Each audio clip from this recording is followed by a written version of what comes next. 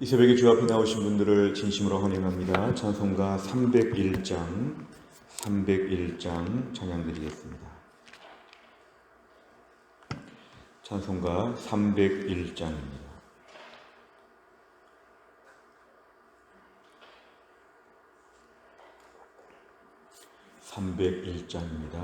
지금까지 지내온 것 주의 크신 은혜라.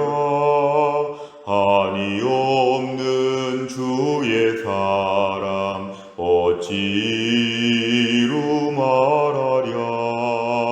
자나깨나 주의 손이 항상 살펴주시고 모든 일을 주 안에서 형통하게 하시네. 몸도 맘도 연약하나 세임 받아 살았네. 물 붓듯이 부으시는 주의 은혜 족하다. 사랑 없는 거리에나 험한 산길에 맬 때 주의 손을 굳게 잡고 찬송하며 가리라. 주님 다시 배올 날이 날로 다가와. 무거운 짐 주께 맡겨 벗을 날도 멀잖네. 나를 위해 예비하신 고향 집에 돌아가 아버지의 품 안에서 영원토록 살리라. 아멘. 하나님 말씀 사무엘상 31장 1절부터 13절까지입니다. 사무엘상 31장 1절부터 13절입니다.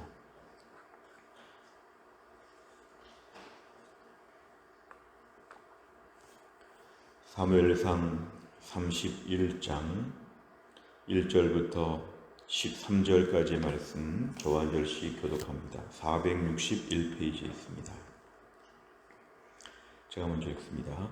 블레셋 사람들이 이스라엘을 치매 이스라엘 사람들이 블레셋 사람들 앞에서 도망하여 길보아 산에서 엎드러져 죽으니라. 블레셋 사람들이 사울과 그의 아들들을 추격하여 사울의 아들 요나단과 아비나답과 말기수아를 죽이니라. 사울이 패전함에 활 쏘는 자가 따라잡으니 사울이 그 활 쏘는 자에게 중상을 입은지라. 그가 무기를 든 자에게 이르되 내 칼을 빼어 그것으로 나를 찌르라. 할례 받지 않은 자들이 와서 나를 찌르고 모욕할까 두려워하노라 하나 무기를 든 자가 심히 두려워하여 감히 행하지 아니하는지라. 이에 사울이 자기의 칼을 뽑아서 그 위에 엎드러지매 무기를 든 자가 사울이 죽음을 보고 자기도 자기 칼 위에 엎드러져 그와 함께 죽으니라. 사울과 그의 세 아들과 무기를 든 자와 그의 모든 사람이 다 그날에 함께 죽었더라. 골짜기 저쪽에 있는 이스라엘 사람과 요단 건너쪽에 있는 자들이 이스라엘 사람들이 도망한 곳과 사울과 그의 아들들이 죽었음을 보고 성읍들을 버리고 도망하며 블레셋 사람들이 이르러 거기에서 사니라.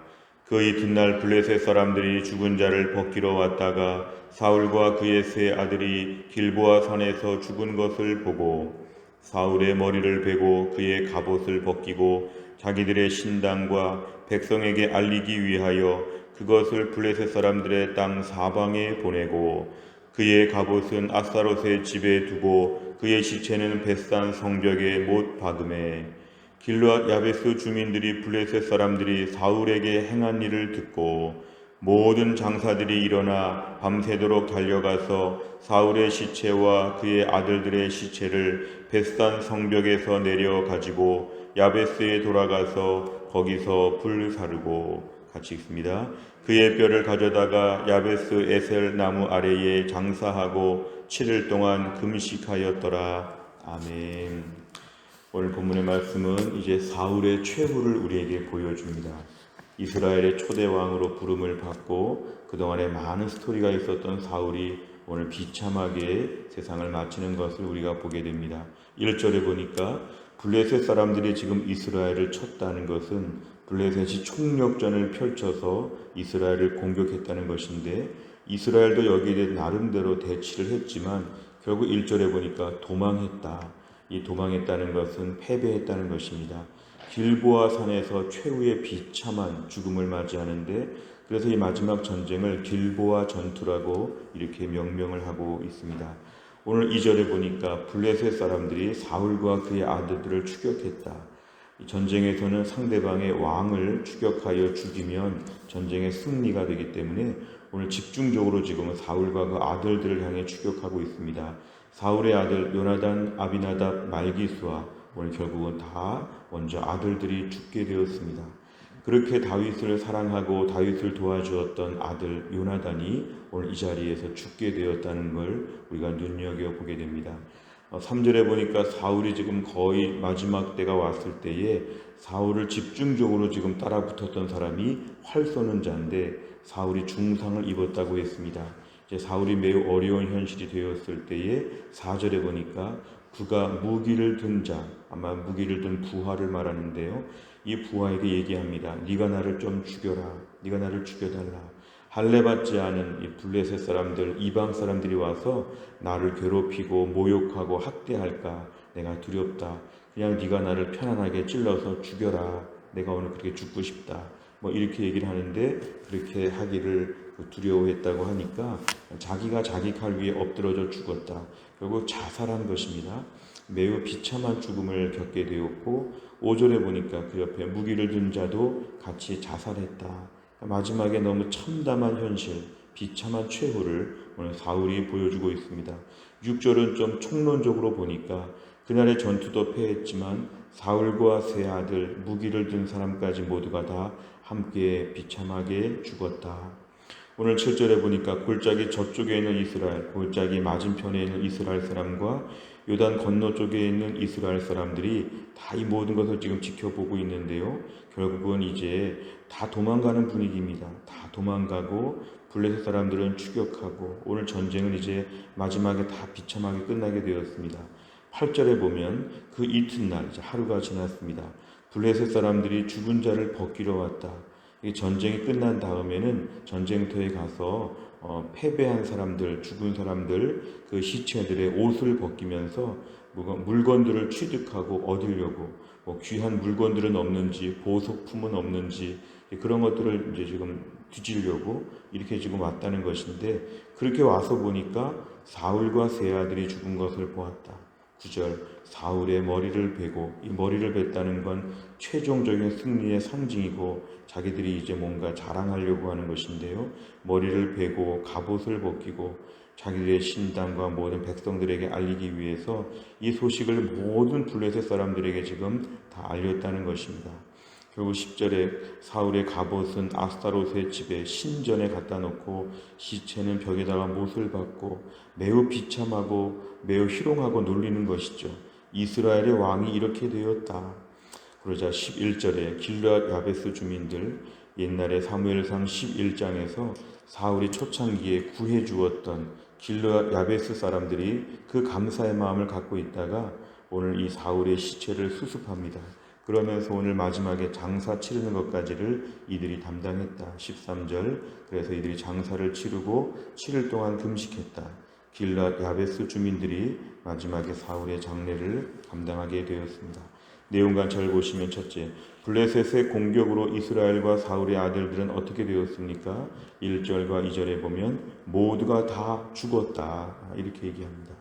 두 번째, 중상을 입은 사울은 무기를 든 자가 자신의 요구대로 행하지 못하자 어떻게 합니까? 4절 끝에 보니까 이에 사울이 자기의 칼을 뽑아서 그 위에 엎드러져 스스로 자살했다. 세 번째를 보면 사울은 왜 블레셋 사람이 아닌 자신의 칼로 죽음을 선택합니까?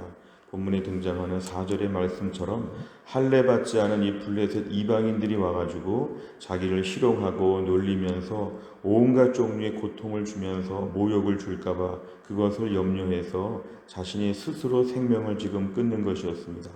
여기서 눈여겨볼 수 있는 것은 마지막에 비참한 상황이 되었지만 그는 끝까지 하나님에 대한 언급이 없습니다. 하나님 앞에 자신의 생애를 돌아보고 자신이 이스라엘의 초대 왕으로 부름을 받은 이후에 얼마나 자기의 사명을 감당하지 못했는지 평생 다윗을 시기하여 쫓아다니고 평생 왕으로서의 책무를 감당하기보다는 개인적인 감정에 휩싸여 있었던 오늘 이 사울은 하나님 앞에서의 회개나 하나님 앞에서의 모든 것이 전혀 없이 인생 마무리를 그냥 이렇게 합니다. 그냥 구차하게 살지 않고 그냥 깨끗하게 죽겠다. 이런 식으로 인생을 자기가 결정하여 마무리합니다.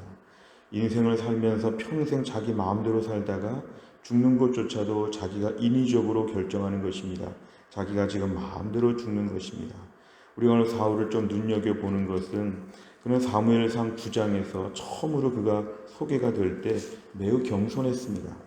사울은 베냐민 지파, 사실은 사사기의 마지막 부분을 보면 이 베냐민 지파는 거의 멸망한, 거의 다 숫자가 없을 정도의 그 약한 지파였습니다. 그런데 그 약한 지파의 베냐민 지파에서 하나님이 자기를 왕으로 세운 것, 그는 인물은 좋았다고 하고 개인적으로 출중했다고 하나 그는 자신을 매우 겸손하게 소개하고 매우 부드럽게 처음에 일을 시작했습니다. 사무엘상 10장에서 기름을 부으면서 공식적으로 왕이 되었고 오늘 본문에 등장하는 길르앗 야베스 주민들을 구해주면서 그는 결국에 왕으로서의 실질적인 권위를 인정받게 되었습니다. 그러면서 그는 왕으로서의 임기를 감당하는데 사실은 두 가지 결정적인 잘못이 있죠. 13장에서 블레셋과의 전투에서 사무엘이 도착하기 전에 자기가 제사장인 것처럼 번제를 다 자기가 집례했다는 것. 또한 15장에서 아말렉과의 전투에서 전멸하라는 명령에 불순종하여 일부는 남겨두었다는 것. 자, 이러한 것이 그에게 결정적인 죄가 되어서 기울어진 인생을 살게 되었습니다. 그래서 하나님을 계속 언급하고 있긴 하지만 하나님과 무관한, 하나님을 계속 인정하긴 하지만 하나님의 뜻과는 무관한 인생을 평생 달려오다가 오늘 마지막에 비참하게 지금 그가 죽게 되었습니다. 어찌 보면 사울의 한평생의 인생이 하나님과 가까이 있는 것 같으면서 하나님과 멀리 있는 삶이었습니다. 우리의 신앙을 돌아볼 때 하나님을 언급하고 교회 생활을 오래 하고 신앙 생활을 오랫동안 잘한 것처럼 보이지만 하나님의 뜻과는 무관하게 내가 다 결정하고 개인적인 감정이 더 중요하고 결국은 하나님이 아니라 내가 더 높은 것처럼 그렇게 평생을 사는 모습이 사울과 유사할 수 있습니다. 오늘도 우리들의 마음에는 하나님 앞에 있는 것처럼 보이면서도 하나님과 무관하게 살 수 있는 사울과 같은 인생을 살 수 있습니다. 우리 자신을 돌아볼 것은 오늘도 내 인생의 결정을 내가 하지 않고 내 인생에 하나님을 하나님으로 온전히 모실 수 있도록 인도해 주시옵소서. 내 인생에 하나님과의 관계를 깊이 유지하는 가운데 하나님을 두려워할 줄 알고 하나님께 여쭤볼 줄 알고 하나님과의 모든 관계를 매일매일 정산하고 계획하고 상의하고 매일매일 하나님을 염두에 둔 인생이 되게 하여 주시옵소서. 우리가 최근에 살펴본 사울의 모습은 하나님이 전혀 없는 것처럼 살았습니다. 하나님과 완전히 무관하게 살았습니다. 결국 그는 하나님께 버림을 받고 인간적으로 매우 궁색한 삶을 살다가 오늘 전쟁에서 비참한 죽음을 맞이하게 되었다는 것, 우리 인생에 하나님을 실질적으로 믿고 따르고 의지해야 된다는 것을 우리에게 보여줍니다. 네 번째를 보면 죽음의 순간까지 자기 스스로 결정하는 사울의 모습을 보며 무엇을 느낍니까? 오늘도 우리 인생은 매일매일 하나님 앞에서 여쭤보고 의지하고 매일매일 갱신하는 삶이 필요합니다. 오늘 하루치 정산을 저녁마다 해야 되고 새 일정을 하나님과 아침마다 의논해야 되고 중요한 일들을 놓고 하나님 앞에 분명한 허락과 인도하심을 받아야 됩니다. 이게 맞습니까, 주님? 뭘 원하십니까, 주님?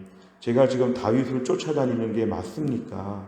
이런 모든 걸 가지고 하나님께 기도하고 아니라 하면 이해하고 하나님이 하라고 하면 하고 뭔가 이렇게 매일매일 하나님 앞에 계약을 갱신하는 것처럼 인생을 출발하는 게 필요한데 사울에게는 이런 시스템이 다 마비가 되었기 때문에 마지막에는 사울이 이스라엘의 왕인지 블레셋의 왕인지 그렇게 하나님을 언급하지만 하나님을 정말 믿는지 아니면 평생 습관대로 그냥 하나님 입에 달고 사는 것인지 우리 자신이 사울을 의심하게 됩니다.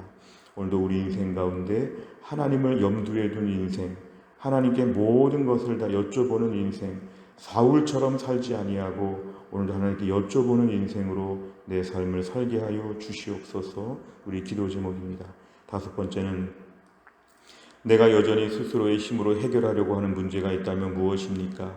돌같이 굳은 불순종의 마음을 버리고 하나님을 찾으며 평안의 마음으로 변화되기 위해 무엇을 실천하겠습니까? 우리가 또 한 날을 살면서도 하나님 앞에서 매일매일 새로워져야 합니다. 우리는 아침마다 믿음으로 깨끗하게 옷을 입고 출발해도 저녁만 되면 그 옷이 더럽혀지고 마음이 굳어집니다. 세상을 살다 보면 우리 마음 계속 굳어집니다. 오늘도 우리 심령에 부드러운 마음을 달라고 기도하는 것은 사울처럼 되지 않도록 기도하는 것입니다. 이 사울이 초창기에 좋았다는 모습을 저희가 두려운 마음으로 받아들여야 됩니다. 사울이 처음부터 악한데 하나님이 일부러 악한 사람을 세웠다. 그렇지 않습니다. 사울은 처음에 매우 겸손했습니다. 그렇게 모든 면에 출중했지만 매우 겸손하고 하나님께 여쭤보고 선지자를 두려워하고 그랬던 사울이 부패하고 변하고 변질되었다는 것입니다. 오늘도 우리 심령에 하나님 앞에 여전히 초심을 갖게 하여 주옵소서.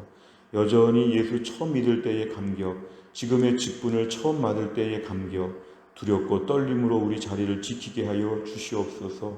하나님이 나를 왜 부르시고 왜 세우셨는지, 무슨 일이 지금 제일 중요한 것인지에 대해서 하나님께 여쭤보는 인생을 살게 하여 주시옵소서. 우리가 또 한 날을 살면서도 하나님께 여쭤보는 것입니다. 주님, 제가 오늘도 하나님 앞에서 어떻게 해야 되겠습니까? 하나님, 주님의 뜻과 주님의 지시사항을 우리에게 알려주시고 제가 부드러운 심령으로 기쁨으로 순종하며 살게 하여 주옵소서. 이렇게 우리가 살게 되면 오늘 사울처럼 살지 아니하고 온전한 믿음의 사람으로 설 수 있을 것입니다. 오늘 사울의 한평생의 삶을 우리가 다 묵상하는 가운데 주여 사울처럼 살지 아니하고 날마다 하나님 앞에 여쭤보며 부드러운 심령으로 하나님께 열심히 믿음으로 살게 하여 주옵소서. 이런 은혜를 다 받을 수 있기를 주의 이름으로 축원합니다. 기도하겠습니다. 하나님 아버지 감사합니다. 오늘도 이 새벽에 하나님이 저희를 깨우시고 주 앞에 나와 기도하게 하여 주심을 감사합니다. 하나님 아버지, 오늘의 말씀을 통해서 사울이 비참한 최후를 맞이하는 것을 묵상하였습니다. 하나님 아버지, 사무엘상 9장에서 처음 소개될 때의 사울은 이렇지 않았는데 어느 순간 그가 교만하고 개인적인 감정에 휩싸여서 자기 왕권을 지키려고 불안하게 살았던 그가 얼마나 마지막에 몰락했는지 하나님, 오늘 우리 인생도 이렇게 될까봐 두렵습니다. 어떤 부분은 사울처럼 변질되기가 너무 쉽습니다.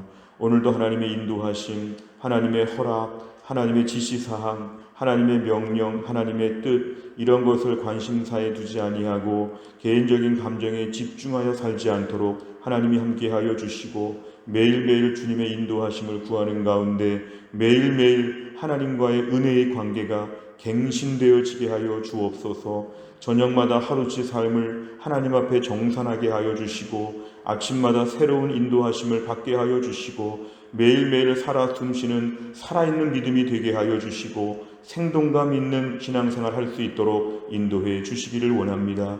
굳은 마음, 딱딱한 마음, 옛날의 신앙생활을 버리고 매일매일 새로운 믿음생활, 오늘 무엇을 인도하여 주시는지에 대하여 매일매일 하나님 앞에 분별력을 가지고 매일매일 새 마음으로 하나님을 섬기게 하여 주시옵소서. 하나님, 또 한 날을 살면서도 하나님의 인도하심을 구합니다. 오늘도 우리 태신자들의 마음을 움직여 주시고 오늘도 교회 안에 몸이 약한 자들을 하나님 붙잡아 주시고 우리 연로하신 성도님들을 강건하게 하여 주시고 흩어져 있는 주의 백성들 하나님이 돌보아 주시기를 원합니다.